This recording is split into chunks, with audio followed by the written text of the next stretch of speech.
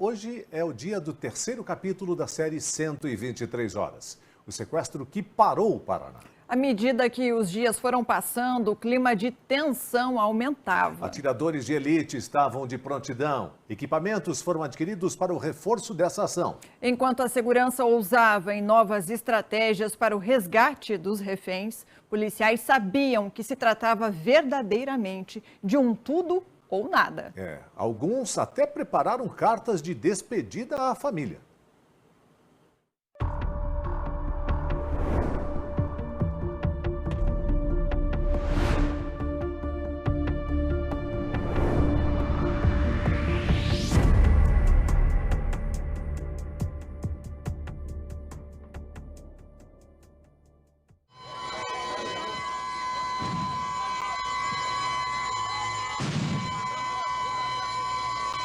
Muito barulho de hora em hora.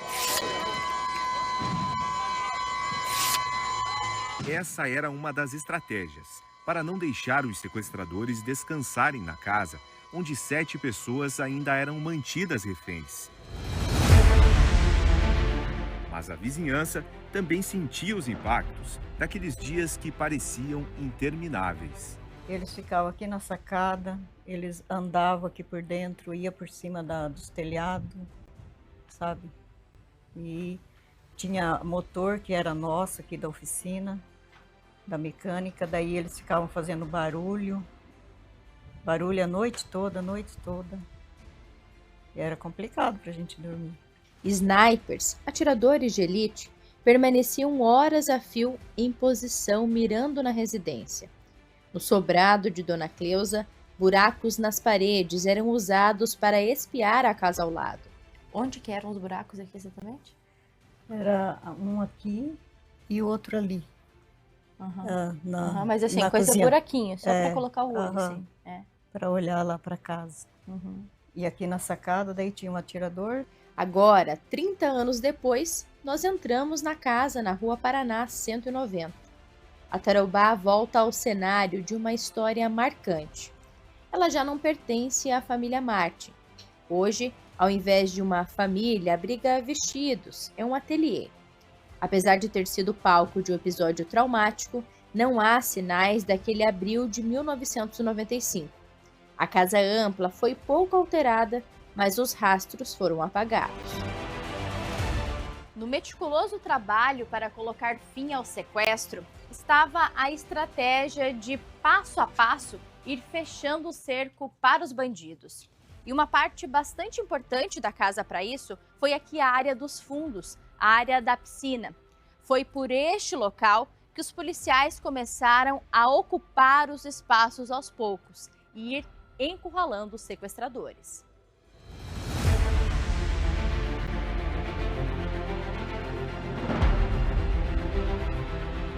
Nós já começamos, gradativamente, nessas inquietações que estavam sendo feitas, principalmente à noite, gradativamente nós começamos a entrar dentro da residência. Então a gente tomou primeiro uma parte lá onde era um depósito no fundo, depois na sequência a cozinha. Nós fomos, digamos assim, direcionando os reféns e os marginais para uma determinada área da casa. Então ficou assim, uma área que a polícia conseguia entrar dentro da residência, uma área que era só dos marginais com os reféns, e uma área, digamos assim, um campo de uso comum, que eles frequentavam e nós também estávamos dentro também lá. Então, nessas inquietações que eram feitas de hora em hora, isso foi sendo mantido em segredo, até para o pessoal não ter uma noção do que estava acontecendo externamente. Mas nós já tínhamos um certo domínio do que era a residência, o que foi facilitando para nós algumas coisas e que o Dr. Biagi acabou ajudando bastante nessa parte aí da questão lá, o médico, no caso, acabou ajudando bastante nas informações para a entrada tática futura.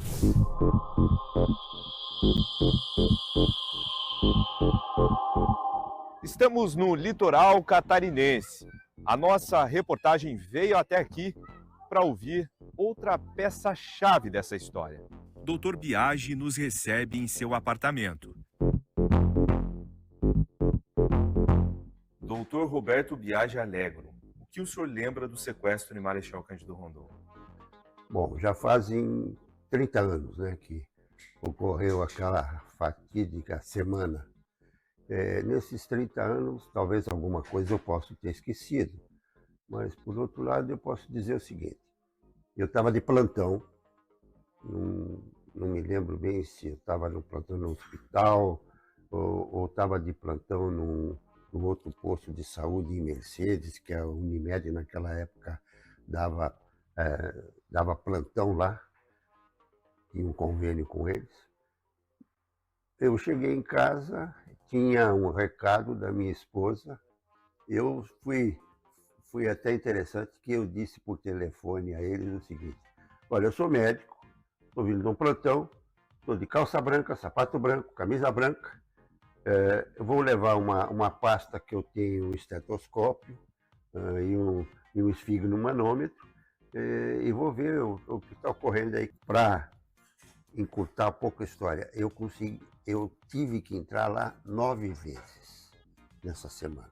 Em todas essas oportunidades em que esteve dentro da casa, Dr. Biagi aproveitou para ganhar confiança dos sequestradores e observar cada detalhe. A minha preocupação era passar uma orientação para a polícia de que forma estava a casa por dentro. Eu acho que seria interessante mostrar para eles isso. Eu falei: espera um pouquinho, vocês estão tomando água da onde? Eles tinham enchido uma banheira de água e estavam tomando água. E todos eles emboletados lá daquele jeito, né? Sem dormir. Eu falei: mas vocês, rapaz, tem uma geladeira lá na cozinha. E um deles falou: mas como é que nós vamos pegar a geladeira? Lá tem uma janela, pode ser que alguém não tire. Fique calmo, eu vou arrastar aquela geladeira para vocês aqui. Vocês ligam a geladeira e tomam água gelada, em lugar de ficar tomando água da banheira. E fiz isso. Foi conquistando a confiança deles. Sim, eu tinha que fazer isso, porque eu achava, na minha visão, que eu tinha que dar mais informação para a polícia. E eu trouxe essa geladeira e eu escutei um deles falar o seguinte, com voz assim: oh, esse doutor aí é legal. Foi trabalhando a psicologia da questão ali com eles. E eles concordaram tudo com isso. Eles concordaram.